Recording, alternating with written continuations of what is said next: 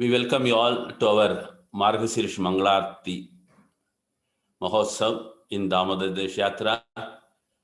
We are entering the day 23 and we will be reading the Pasuram 23 today. Before that, we will have a quick intro of the Mass, Margasirish Mass, as well as the importance of the Andal Charitra.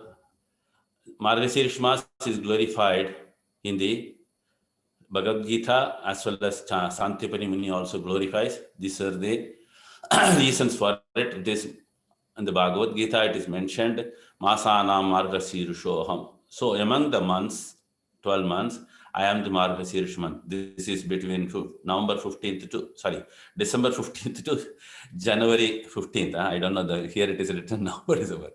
So that is the importance of it. And especially Andal Nachar has compiled this entire 30 pasarams for this Margasirish month, and everybody has to do as a Goshti during the Nagara Sankirtan, etc. Then coming back to Andal Nachar Charitra, there are 12 Alvars in some Sampradaya. In our Sampradaya, we have got 6. So these 12 Alvars, among them one is Andal Nachar. Again, her father, Sri Periyalvar, is also one among them. So Andal Nachar was propagating the Krishna consciousness all over the Srivilliputtur, where she appeared in the 7th century. And she was the daughter of Periyalvar. And she was always wearing the garland, which is yet to be offered to the Lord as her father prepares it. One day, father noticed it that she is wearing. He left it and he made one more garland to the Lord. But Vatapatra Sai, Lord said, please get back the same old what she was wearing it. So that's why she is called as Sudi Kodutta Chodarkodi.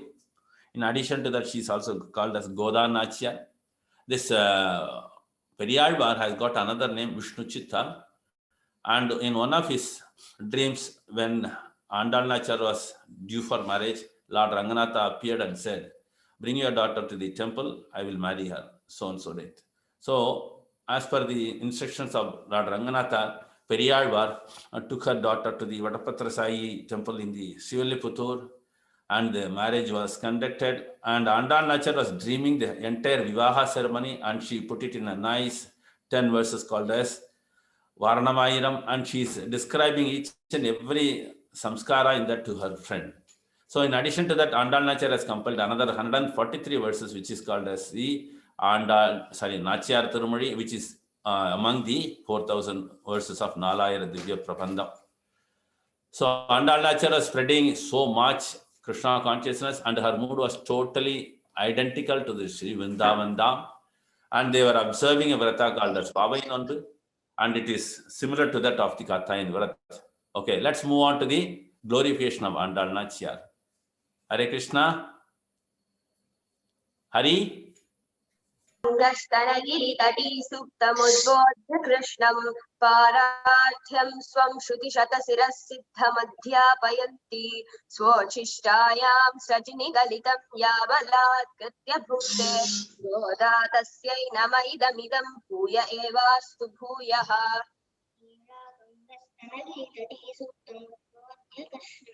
पारात्यं संश्रुतिशतशिरःसिद्धमध्यापयन्ति स्वोच्छिष्टायां सृजनिगलितं याबलात् प्रत्यभुङ्क्ते गोदा तस्यै नमैदमिदं भूय एवास्तु भूयः. அன்னவயல் புதுவை ஆண்டாள் அரங்கற்கு பண்ணு திறப்பாவை பல்பதியம் இன்னிசையால் பாடிக் கொடுத்தாள் நற்பமாலை பூமாலை சூடிக் கொடுத்தாளை சொல்ல.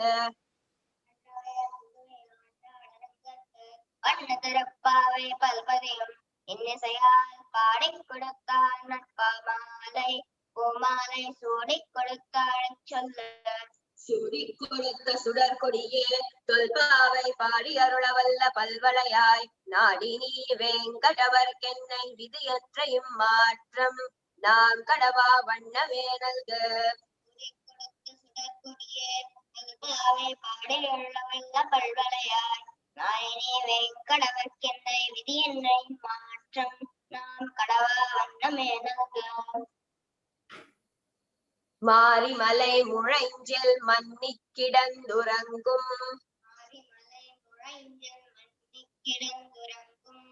சீரிய சிங்கம் அறிவுற்று தீவிழித்து வேரி மயிர் பொங்க வெப்பாடும் பேர்ந்துதறி மூறி நிமிர்ந்து முழங்கி புறப்பட்டு போதருமா போலே நீ பூவை பூவண்ணா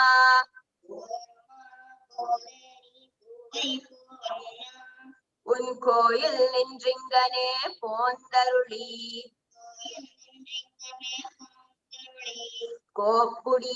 கோப்புடைய சீரிய சிங்காசனத்திலிருந்து யாம் வந்த காரியமாராய்ந்தருளேலோர் எம்பாவாய்.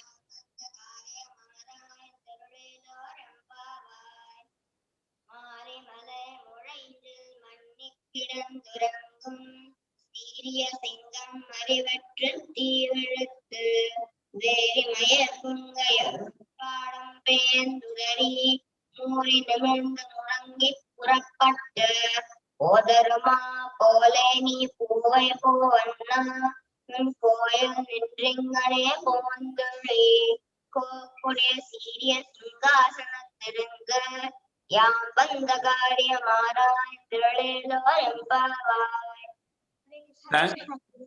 Thank you so much, Deepthi Hari and Sri Charan Nambi Hari. Thank you so much. Wonderful. Now we'll read the translation after the English lecture and the room split will happen. Quickly read. After lying still in a mountain cave without any stir for a pretty long rainy season, the valiant lion awakens, directs his furious glances here and there, picks up the smelling hair, rolls his body on all sides and shakes it violently, stretches himself forward and backward, roars and emerges from the den. Likewise, do thou, whose body tint resembles that of the Atasi flower, walk out of your mansion and ascend your magnificent throne that has unique associations, and then give ear to our humble supplication. Hare Krishna. Vasant Prabhu, now we can. ఈరోజు 23వ పాశురం. మాతాజీ ఇంకా చేరినట్లేదు, ఏదో problem ఉంది, technical problem ఈరోజు.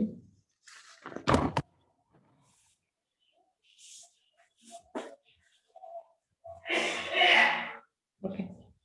மன்னிக்கிடனுங்கும் சீரிய சிங்கம் அறிவிற்று தீவிட்டு வேர்மயிரி பொங்க எப்பாரும் பேருந்தறி மூறி நிமிர்ந்து முழங்கி புறப்பட்டு போதருமா போலே நீ பூவை பூவண்ணா உன் கோயில் நின்றும் இங்கனே போந்தருளி கோப்புடை சீரிய சிங்காசனத்திலிருந்து யாம் வந்த காரியமாராய் అందరులేలో రెంబావాయ్. తెలుగు. వానకారుణ కొండ గుహలో ఒద్దికగా నిదురించిన శౌర్యరాశి సింహం మేల్కాంచి టీవీగా చూసి జూలు విదిల్చి మేను చాచి గర్జించి బయలుదేరు రీతి అతసి సుమవర్ణ అరుదించవయ్యా కోవెల నుండి కొలవు కూటమికి విచ్చేసి మనోహరమైత సింహాసనం నెక్కి మా కార్యము మది నుంచి మమ్ము మన్నించి కృపసేయు మా వేగ చిన్ని కృష్ణయ్య జగతికే మంగళము కూర్చుమన శ్రీవ్రతము. హరే కృష్ణ. Hare Krishna Mataji, thank you. అందరు వైష్ణవుల కృపతో అండ్ మాతాజీ ప్రభు అందరి ప్రోత్సాహంతో అందరు ఆశీస్సులతో పాశురం చూస్తాం. 23వ పాశురం చాలా అందమైన పాశురం. అమ్మవారు, ఆండాల అమ్మవారు స్వామిని ఎలా ఆదేశిస్తుంది అనేది ఇక్కడ చూడొచ్చు మనం. సో నిన్న పాశురంలో స్వామి సగం చూసి కళ్ళు తెరిచినట్టు కళ్ళు చూసి ఎవరు వచ్చారు అని చూసి వాళ్ళకి ఏం కావాలా అని చూడటానికి రెడీ అవుతున్నారు అనమాట. ఈరోజు పాశురంలో వాళ్ళతో మాట్లాడతారు, వాళ్ళకి ఏం కావాలని అడుగుతారనమాట. సో అడిగే ముందు అమ్మవారు ఆమెకి ఆయన ఎలా ఉండాలి, ఎక్కడ కూర్చొని చెప్పాలి అనేది ఆమె ఈ పాశురంలో చెప్తుంది. అమ్మవారు ఆయన స్వామిని సింహంతో పోలుస్తుంది. ఇక్కడ సింహము ఎలా అయితే, సింహము అడవికి రాజు, అది ఒకరు చెప్పాల్సిన అవసరం లేదు. ఆ సింహాన్ని చూస్తూనే, ఆ నడకని సింహం నడిచే తీరుని చూస్తూనే అందరికి తెలుస్తుంది. ఈవెన్ పడుకునేది కూడా సింహం పడుకునేటప్పుడు కూడా అడవికి రాజు అనేది తెలుస్తది. ఎందుకంటే సింహానికి అది ఉన్న స్వభావం ఆ గంభీరత చూస్తూనే ఉంటుందనమాట. అలా స్వామి పడుకోనుంటే ఎలా ఆయన లెయ్యాలి అనేది అమ్మవారిది ఈ పాశురంలో వర్ణించారనమాట. సింహము మామూలుగానే వేట చాలా తక్కువ ఎళ్తుంది. అంటే ఎవరైనా 2 రోజులకొకసారి ప్రతిరోజు వేటకెళ్ళి ఆహారం చేయడం అలా ఉండదనమాట. ఆకలైనప్పుడు కానీ వెళ్ళిందంటే పట్టుకొనొస్తదనమాట. అలా కానీ ఈ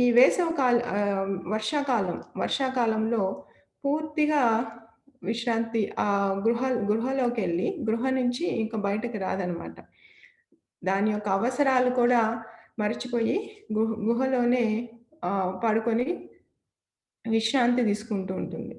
సో, ఆ 4 నెలలు చాతుర్మాసం గూడా అంటాం గదా! సింహం ఒక్కటే కాదు. ఈవెన్ ఆ 4 నెలల్లో చాతుర్మాసం అనేది సాధువులకు కూడా వాళ్ళు ఎలా అయితే పర్యటన చేస్తూ ఉంటారో భగవంతుని గురించి బోధిస్తూ, ఆ 4 నెలలు మాత్రం వాళ్ళు కూడా ఒక చోట ఉండి, అక్కడ వర్షాల వల్ల అక్కడే చేసుకోవడం మనం అన్నిట్లో చూస్తూ ఉంటాం. సో, ఈవెన్ పక్షులు, జంతువులు వర్షాకాలంలో ఎక్కడివక్కడ కూర్చొని విశ్రాంతి తీసుకుంటూ ఉంటాయన్నమాట. సో, అలా విశ్రాంతి అయిన తరువాత సింహం ఈ 4 నెలలు వర్షాకాలం అయ్యాక ఎలా కాలం మారింది అని వెంటనే దానికి తెలిసి, ఎలా అయితే లేస్తదో ఎలా లేస్తుంది?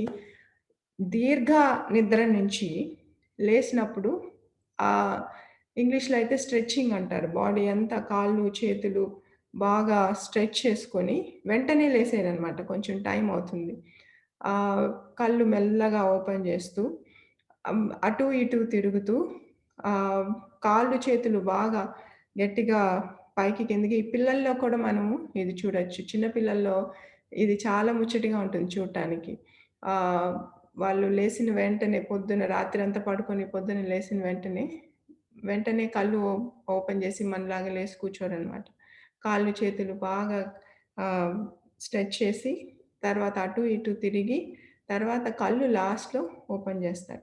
అలా సింహం అయితే ఎలాగైతే అలా లేస్తదో, మీరు కూడా అలా మీ పడక మీద నుంచి, మీ బెడ్ మీద నుంచి లేయండి అని ఈ పిక్చర్‌లో మనం చూడొచ్చు.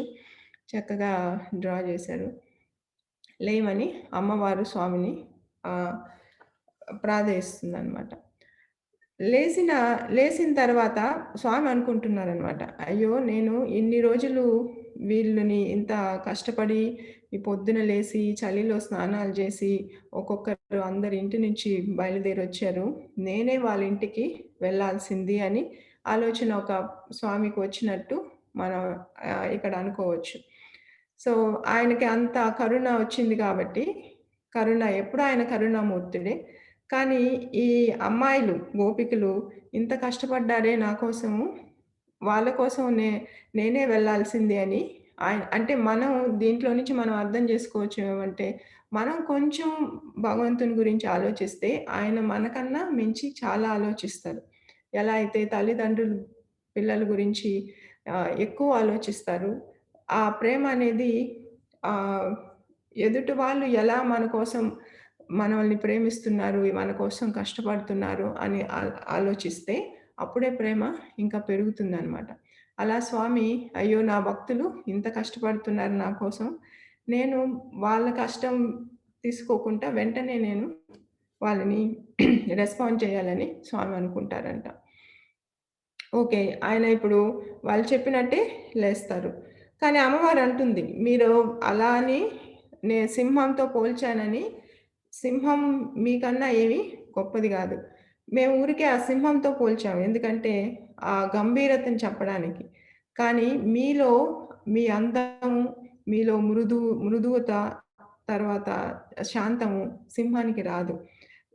దానివల్ల ఆ క్వాలిటీస్‌ని, ఆ లక్షణాల్ని పువ్వుతో కంపేర్ చేస్తుంది అమ్మవారు. ఈ పువ్వు చాలా సున్నితంగా చాలా అందంగా ఉంటుంది.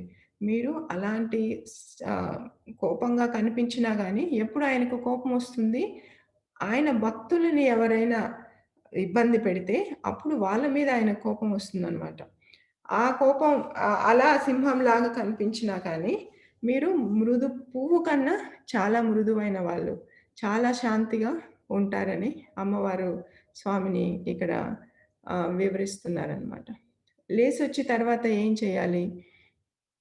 స్వామి అంటున్నారు ఓకే. మీరే ఏం కావాలి? మీరెందుకొచ్చారు? చెప్పమండి అని అడగబోయే ముందు అమ్మవారే చెప్తుందనమాట. ఆండాళ్ళ అమ్మవారు, మీ బెడ్ మీద నుంచి మమ్మల్ని లోపలికి బెడ్‌రూమ్ తెలుగులో ఏమంటారు? లోపలికి రమ్మంటారు? పడక గది. యాహ్! పడక గదికి రమ్మని చెప్తారేమో. మేము పడక గదికి మేము రాలేము. మీరే బయటకి రండి. దీంట్లో దీనికి అర్థం ఏంటి? అమ్మవారు ఇలా ఎందుకు చెప్తున్నారు అంటే, ఆండాళ్ళ అమ్మవారు మనం మొదటి నుంచే చూస్తున్నాము. ఆమెకి సత్సంగంకి చాలా ఇంపార్టెన్స్ ఇస్తుందనమాట. అంటే ప్రతి ఒక్కరు గర్భగుడిలోకెళ్ళి స్వామిని దర్శనం చేసుకోవాలనుకుంటారు. స్వామి నేను ఉండాలా, ఇంకెవరు ఉండకూడదు అనే భావం లేకుండా, మనతో పాటు అందరికీ స్వామి దర్శనం కలిగించాలా అనే ఉద్దేశంతో అమ్మవారు అది ఒక ఉద్దేశం. మీరేం బయటికి రండి. బయటకొచ్చి ఎక్కడ కూర్చోవాలి? మీ సింహాసనం అక్కడుంది. దాని మీద కూర్చొని తర్వాత మీరు మాకేం కావాలో అడగమని అమ్మవారు అడుగుతుంది ఈ పాశురంలో. అంటే ఇక్కడ ఆ 2 అర్థాలొచ్చి, ఒకటొచ్చి అందరికీ ఆయన దర్శనం కలిగించాలని. ఇంకొక అర్థం కూడా, మీరు పడక గదిలో చెప్పినవి మర్చిపోవచ్చేమో, కానీ సింహాసనం మీద కూర్చొని చెప్పినటివి మీరు మరవరు. చెప్పిన మాట ఆడరు. కాబట్టి మీరు సింహాసనం కూర్చోమని ఇంకొక అర్థం కూడా చెప్పుకోవచ్చనమాట. అంటే గోపికలను ఆయన ఇంతకుముందు ఆట ఆడించడానికి ఎన్నో సార్లు చెప్పి చేయలేదు. కాబట్టి మీరు సింహాసనం మీద కూర్చుంటే రాజులాగా మీరు చెప్పిన మాట అడిగింది మీరు తప్పకుండా ఇస్తారని ఒక భావన అనమాట. సో, గర్భగుడి దర్శనం అనేది అందరికీ ఆనందంగా ఉంటుంది. గర్భగుడిలో మనం అందరం కూడా గుడికెళ్తాము. గర్భగుడిలో దర్శనం చేసుకుంటాం. కానీ తిరుపతిలో చిన్నప్పటి నుంచి నేను చూసింది, మేము ఎన్ని గుడులకెళ్ళి, గర్భగుడిలోకెళ్ళి దర్శనాలు చేసుకున్నా, స్వామి బయట వాహనం మీదొస్తే అది చాలా అద్భుతంగా ఉంటుందనమాట. తిరుపతిలో ఇది ఎక్కువ చూడొచ్చు. ఎందుకంటే అన్ని గుడులు టీటీడీ ఆధ్వర్యంలో ఉంటాయి కాబట్టి అన్ని గుడులు, రాముల వారు, గోవిందరాజుల స్వామి వారు, అమ్మవారు, కపిల తీర్థం శివ అందరూ వాళ్ళ వాహనాల మీద అటు ఇటు, మనమైతే ఎలా అయితే ఒకరిల్లు ఒకరు వెళ్తామో, వాళ్ళు కూడా ఒక గుడి నుంచి గోవిందరాజ స్వామి స్నానం చేయడానికి కపిల తీర్థంకొస్తారనమాట. కపిలేశ్వర స్వామి రాముల వారి గుడికెళ్తారు. కోదండరాజ స్వామి ఒక్కొక్కసారి సో, ఇలా వాహనాల మీద తిరుపతి రోడ్డులో అందరూ మిగతా ప్రజలందరూ మామూలుగా షాపింగ్‌కి బయట బజార్‌లకి వెళ్తూ ఉంటారు. ఆల్ ఆఫ్ ఎ సడెన్ వాహనం స్వామి వెళ్తూ ఉంటారనమాట. ఎలా వెళ్తారు? అది కూడా ముందు ఏనుగులు, గుర్రాలు, దానికన్నా ముందు రోడ్డుని నీళ్ళతో క్లీన్ చేస్తూ, దాని తర్వాత ఏవి మంగళవాద్యాలు, తర్వాత స్వాములు వేదాలు చదువుతూ ఇలా చాలా గ్రాండ్‌గా వెళ్తారనమాట. సో, ఇది అప్పుడప్పుడు మాకు తిరుపతిలో అప్పుడు ఈ ప్రజలందరూ ఏం చేస్తారు, ఇళ్ళల్లో ఉన్న వాళ్ళందరూ త్వరగా ప్లేట్లు తీసుకొని దానిలో ఎలా కర్పూరము, పండ్లు, పూలు దొరికినవన్నీ, మా అమ్మ దాంట్లో ఆమె ఎక్కువ చాలా ఫాస్ట్‌గా చేసేదనమాట. అవన్నీ పెట్టుకొని త్వరగా వెళ్ళి ఆగిన చోట హారతి ఇవ్వడానికి అలా చేసేవాళ్ళు. సో, వాహనం మీద స్వామి వస్తే ఎంతో అద్భుతంగా ఉంటుందనమాట. అమ్మవారు కూడా మీరు లేసి నడిచి ఎలా నడవాలి? సింహం నడిచినట్టు. సింహం నడిచినా, నిద్రపోయినా ఎంత ధైర్యంగా ఉంటుందో, ఎంత ధీటుగా కనిపిస్తుందో, అలా మీరు నడిచి వచ్చి సింహాసనం మీద కూర్చోండి. కూర్చున్న తర్వాత మమ్మల్ని అప్పుడు అడగండి మాకేం కావాలని అని అమ్మవారు ఇక్కడ స్వామిని ప్రార్థిస్తుందనమాట. సో, ప్రతి పాసురంలో మనం చూస్తున్నాం అమ్మవారు ఎలా నేచర్‌తో ఎప్పుడు జంతువులు, పక్షులతో ఇక్కడ జంతువులు ఎక్కువ సింహం ఈ ఈ అమ్మవారు డిస్క్రైబ్ చేసింది ఇక్కడ సింహం గురించి యానిమల్ ప్లానెట్లో చూస్తే ఈవెన్ జూకి వెళ్తే కూడా తెలుస్తుంది అనమాట. ఎప్పుడు జూకి వెళ్ళినా సింహాన్ని చూడాలని నిద్రపోతూ ఉంటుంది. ఆ నిద్రలో కూడా అంత గంభీరంగా ఉంటుంది సింహం అనమాట. కాబట్టి ఆ అమ్మ ప్రకృతితో ఎప్పుడు పోలుస్తూ మనకి ఈ ప్రకృతితో పోలుస్తూ అనేటప్పుడు ఒక 2-3 విషయాలు గుర్తొచ్చాయి. శిల ప్రభుపాద ఎప్పుడు ఆయనకి ప్రచారం కోసం ఎప్పుడు సిటీస్‌కెళ్ళి ఫ్లైట్‌లో తిరిగినా కానీ ఫార్మ్ హౌస్‌లు అంటే ఆయనకి చాలా ఇష్టం. ఫార్మ్ హౌస్‌లో అయితే నేచర్‌కి దగ్గరగా ఉండొచ్చు. చెట్లు, ఏదైనా చెట్టు ఉంటే దాని కింద ఆయన ఎప్పుడు కూర్చొని రెస్ట్ తీసుకోవడానికి, క్లాస్ ఇవ్వడానికి చాలా ఇష్టపడేవాళ్ళనమాట. ఫస్ట్ టెంపుల్ వాళ్ళకి ఇస్కాన్‌కి యూఎస్‌లో మర్చిపోయాను పేరు. అక్కడ దొరికినప్పుడు కొన్నప్పుడు ఫస్ట్ ఇస్కాన్ ప్రాపర్టీ ఓన్‌గా కొన్నప్పుడు ప్రభుపాద్ గార్డెన్ మొత్తం పూల చెట్లు, ఎక్కడ 1 ఇంచ్ కూడా స్థలం లేకుండా పూల చెట్లు వేయమని శిష్యుల్ని ఆదేశిస్తారు. వెస్ట్ వర్జీనియాదా? West Virginia no Mataji. దానికన్నా గీతానగరి అయితే గీతానగరి ఫస్ట్ టెంపుల్. దానికన్నా ముందు మొన్నటి పురుషోత్తం స్వామి మహారాజ్ కూడా ఆయన కూడా చెప్తున్నారు ట్రైబల్ కేర్ గురించి చెప్తూ, అక్కడికెళ్తే ఎంత ప్రశాంతంగా ఉంటుంది అంటే అంత అడవులు కాబట్టి ట్రైబల్స్ ఉండేది. వాళ్ళ దగ్గరకెళ్తే కరెంటు ఇవేమి ఉండవు. చాలా ఆనందంగా ఉంటుంది. అంటే ప్రకృతికి ఎంత దగ్గరగా ఉంటే ఈ భగవంతునికి అంత దగ్గరగా మనం ఆయన గురించి ఎప్పుడు మనం తెలుసుకోవచ్చనమాట. సో, ఈ రోజుకి సంబంధించిన భాగవతం శ్లోక పరమేశ్వర ప్రభు చెప్పింది చూస్తాను. మాతాజీ, ప్రభుజీ, ప్రభు రసికానంద్ ప్రభు మీరు చదువుతారా?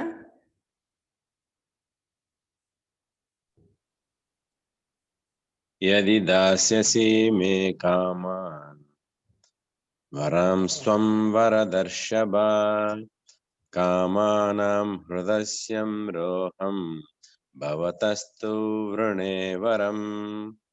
దేవా, వరదాతలలో శ్రేష్ఠుడా నేను వరమును ఇవ్వదలసినచో నా హృదయమున ఎట్టి కోరిక కలుగునట్లుగా అనుగ్రహింపమని నిన్ను ప్రార్థింతును. హరే కృష్ణ. హరే కృష్ణ ప్రభు. Thank you. ఇది Shrimad Bhagavatam 7th canto 10th chapter 7th శ్లోక. ప్రహ్లాద్ మహారాజు నరసింహస్వామిని ప్రార్థిస్తున్నారనమాట. నరసింహస్వామినికి ఏం కోరిక కావాలని అడిగితే ఆయన మిమ్మల్ని దర్శించినాక నాకు ఇంకేమి కోరికలు లేవు అని చెప్తున్నారు. పరమేశ్వర ప్రభు క్లాస్ వింటూ ఆయన పంపించిన రికార్డు విన్నప్పుడు ఆయన ఎక్స్ప్లెనేషన్ దీనికి ఇచ్చింది. మనం ఎప్పుడు భగవంతుని దర్శనంకి వెళ్ళినప్పుడు ఏ కోరిక లేకుండా, మామూలుగా అయితే భౌతికంగా ఉన్న వాళ్ళందరూ కోరికలు పెద్ద లిస్ట్ పెట్టుకొని స్వామి దగ్గరికి వెళ్తారంట, నాకు ఇవి కావాలి అవి కావాలి అనేసి. అలా ఏ లిస్టు లేకుండా నాకు నువ్వే కావాలి అనే భావంతో ఎప్పుడు వెళ్ళాలని ప్రభు 2-3 సార్లు బాగా ప్రెస్ చేసి చెప్పారనమాట. సో శిల ప్రభుపాద్ కూడా ఈ బోధనని చేసేవాళ్ళు. ఎప్పుడు ఆయనకి ఏమి మనకి భగవంతుడు మనకి ఏమి ఇవ్వాలా, ఎప్పుడు ఇవ్వాలా అనేది ఆయనకి అన్ని నిర్ణయించుంటుంది, ఆయనకి తెలుసు. కాబట్టి కోరికలు అనేది మనం ఎప్పుడు ఆయన దగ్గరికి వెళ్ళినప్పుడు కోరకుంటా, నువ్వే కావాలి, మీరే కావాలి మాకు అన్నప్పుడు ఆయన ఉంటే మనతో, ఆయనతో పాటు అందరూ లక్ష్మీదేవి అందరూ ఉన్నట్టు, అన్ని శ్రేయస్సులు ఉన్నట్టు మనతో అని అర్థం అనమాట. పరమార్థం అని ప్రభు ఎక్స్ప్లెయిన్ చేశారు. సో దీంతో ప్రభు ధర్మరాజ్ ప్రభు ఉన్నారా? మాతాజీ మీరైనా ప్రభు, లేకపోతే మీరైనా? సింహం టీవీ తోటి అంతా పోల్చారు కదా, అంటే అందుకని సామాన్యంగా వైష్ణవ ఆచార్యులు దీన్ని నరసింహ అవతారం తోటి అన్వయించుకుంటారు అనమాట. అన్వయించుకొని ఆ స్వామిని కీర్తిస్తారు. నేను ఇదివరకు కూడా చెప్పాను, మా చిన్నప్పుడు ఒక సంతానం గోపాలాచారి గారు అని ఒక శ్రీ వైష్ణవ ప్రచారకుడు ఉండేవారు. ఆయన చాలా నరసింహస్వామి భక్తుడు అనమాట. ఈ పాశ్రం వస్తే ఆయన అసలు పూర్తి ఆ తన్మయత్వంలో మునిగిపోయేవారు. ఆయన ఆ భగవంతుడిని తలుచుకొని ప్రహ్లాదుడు ఎక్కడ చూపిస్తాడో, తనని ఎక్కడి నుంచి రమ్మంటాడో అని ముందు రోజు రాత్రి నుంచి స్వామి చాలా రెస్ట్లెస్గా ఉంటారు, ఇటు అటు తిరుగుతుంటారట. అమ్మవారు అడుగుతుంది, ఎందుకు ఇలా ఈరోజు ఎప్పుడు లేని ఈ అస్థిరత్వం ఏంటి అని. మన అనురాధ మాత చెప్పినట్టు సింహం మామూలుగా గుహల్లో పడుకొని ఉంటుంది, కానీ లేచినప్పుడు చాలా అలర్ట్గా ఉంటుంది, ఇటు ఇటు తిరుగుతూ ఉంటుంది. అదే రకంగా స్వామి కూడా తిరుగుతున్నారట. ఎందుకంటే ఈ బాలకుడు నేను ఎక్కడున్నా చూపిస్తాడో, మరి నేను వచ్చేందుకు తయారుగా ఉండాలి కదా అని.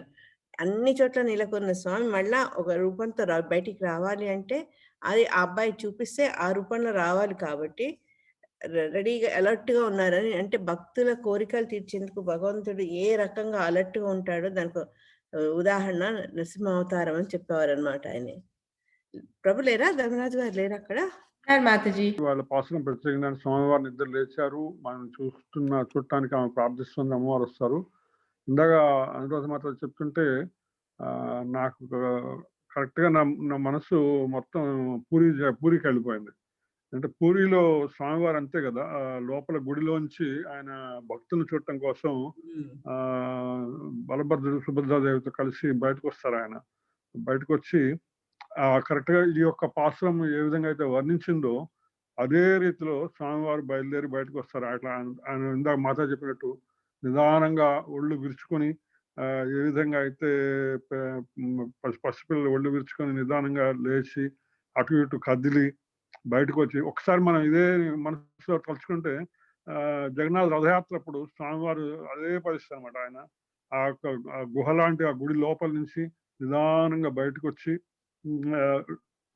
వాళ్ళందరూ తీసుకొస్తే నెమ్మదిగా అటు ఇటు కదులుకుంటూ అర్చకులు మోసుకొస్తారంత భారీ విగ్రహాన్ని మోసుకొస్తే తీసుకుని వచ్చి దాని అప్పుడు వచ్చి బయట సింహాసనం లాంటి ఒక రథం మీద కూర్చోబెడితే ఆ రథం మీద కూర్చొని స్వామివారు అక్కడి నుంచి గుండిచా మందిరం దాకా రథయాత్ర విశేషంగా మొత్తం భక్తులందరూ చేరి 1,00,000 మంది భక్తులందరూ చేసేటువంటి విషయం అద్భుతంగా కనిపిస్తుంది. ఒక ఆవిష్కారం అవుతుంది, కళ్ళ ముందు మనకి ఆవిష్కారం అవుతుంది అన్నమాట. అంత అద్భుతమైనటువంటి వర్ణన ప్రత్యేకించి అదొక్కడే నాకు మనసులో మొదలైన మాత్రమే. ప్రభు నేను ఇంకొకటి అన్నమయ్య కీర్తన, ఆయన సింహాసనం ఎలాంటిది అనేది పోలుస్తూ అన్నమయ్య డిస్క్రైబ్ చేస్తారు. ఉయ్యాల అనే దాంట్లో ధర్మపీఠం ఆయనది ఎలా ఉంటుంది, దేని మీద కూర్చుంటారు అనేది ఆ పాయింట్ చెప్పాలనుకున్నాను, మర్చిపోయాను. అతని ఈ పాట పాడతారా? అలర చంచలమైన ఫస్ట్ స్టేజ్ నేను ఇప్పుడు గుర్తు చేసుకున్నాను కాబట్టి నేను.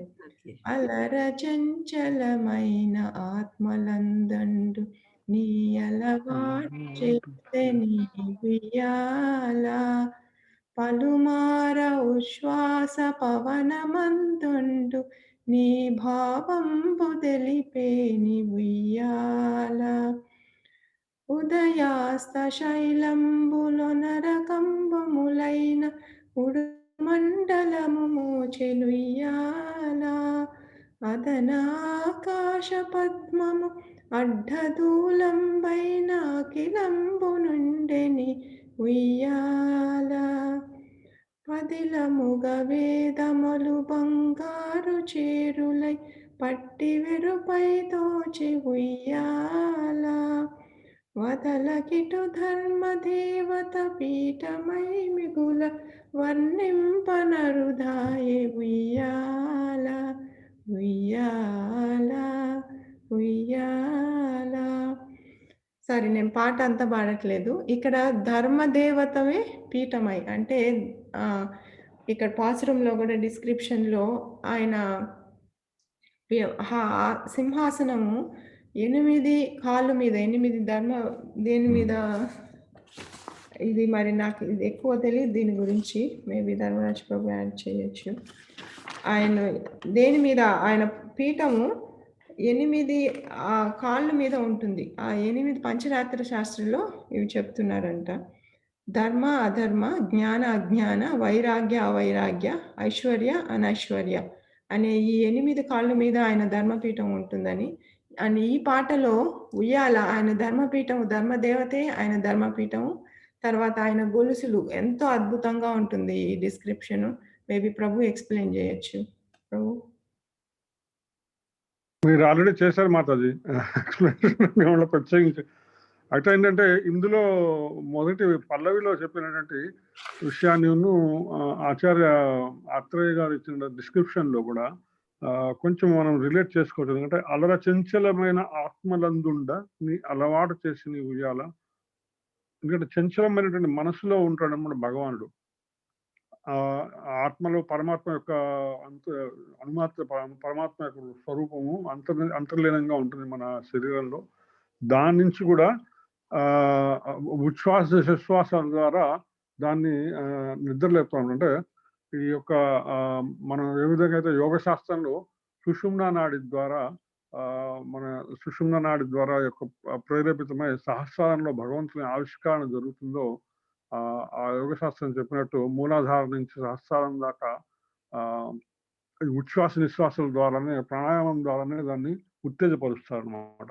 ఉత్తేజపరిచి నిద్ర లేపడం అనేటువంటిది స్వామివారిని సహస్రారంలో స్వామివారిని నిద్ర లేపడం అనేది ఆ యొక్క యోగ శాస్త్రానికి, ఇందులో కీర్తనకి, ఆచార్య ఆత్రేయ గారు రాసిన భాష్యానికి సమన్వయం కుదురుతుంది అన్నమాట. ఒక విధంగా ఏంటంటే మనలో ఉండేటువంటి సింహాన్ని నిద్ర లేపడం అంటే మనలో ఆ శరీరంలో ఉండే జీవాత్మలో ఉండే పరమాత్మ యొక్క ఉనికిని గుర్తించి, ఆ గుర్తించి నిద్రలేపి దాన్ని పీఠం మీద అధిరోహించడం చేయటం అనమాట. ధర్మపీఠం అంటే మనకి అన్నమాచార్య వారే ఇంకొక కీర్తనలో చెప్తామంటారు, నిత్య పూజలు ఇవిగో నేర్చిన నోము అని చెప్పుకుంటూ వచ్చి శరీరాన్ని ఆయన ఒక దేవాలయంగా వర్ణించుకుంటూ వస్తారు అన్నమాచార్య వారు. మన శరీరం ఒక దేవాలయము, దేవాలయంలో తలయే శిఖరం అట, తనువే గుడి అట. మొత్తం శరీరాన్ని చెప్పుకుంటే అందులో హృదయ పీఠం మీద నువ్వు కూర్చోవయ్యా స్వామి అని చెప్పుకుంటూ వస్తాను మన అన్నమాచార్య అనమాట. ఆ హృదయ పీఠంలో స్వామివారిని నిద్రలేపి ఆ హృదయంలో ఆయన్ని ఆవిష్కరించి ఆయన కూర్చోబెట్టడమే అది ఆత్మ సాక్షాత్కారం చేసుకోవడం అంటారు మనం తెలుగులో సంక్షిప్తంగా చెప్పాలనుకుంటే. అటువంటి ఆత్మ సాక్షాత్కారాన్ని చేసుకుంటే భగవద్ దర్శనము నృసింహ రూపంలో దర్శనం అవుతుంది. ఆ విషయాన్ని ఇవాళ అమ్మవారు మనకి అంతర్లీనంగా చెప్పడం ఒక అద్భుతమైన విషయం. హరే కృష్ణ. రసరాణి మాతాజీ ఆయన మంత్రదీక్ష కోసం వెళ్తారో వాళ్ళ గురువు గారు చాలా సార్లు ఆయన దీక్ష ఇవ్వరు అనమాట, మంత్రం ఇవ్వరు, మంత్రదీక్ష ఇవ్వరు. కానీ ఆయన పట్టుదలగా వదలకుండా ఎంబడి పడి ఎప్పుడు పోయి ప్రాధాయపడుతుంటే ఆఖరికి మంత్రదీక్ష చేసే ముందు ఏం చెప్తారంటే, ఈ మంత్రం చాలా గుహ్యమైంది, చాలా ప్రభావం కలది, కాబట్టి నువ్వు ఎవరికి చెప్పొద్దు ఇది అని చెప్తారనమాట. అంత గొప్పతనం ఏంటి అంటే, ఈ మంత్రం చెప్పిన వాళ్లకు భగవత్ ప్రాప్తి దొరుకుతుంది, వైకుంఠానికి వెళ్తారని చెప్తారనమాట. ఎప్పుడైతే ఆ మాట వింటాడో రామానుజాచార్యులు పరిగెత్తి వెళ్ళిపోయి, అక్కడ చిన్న గుడి ఉంది, అది ఇప్పటికీ ఉంది.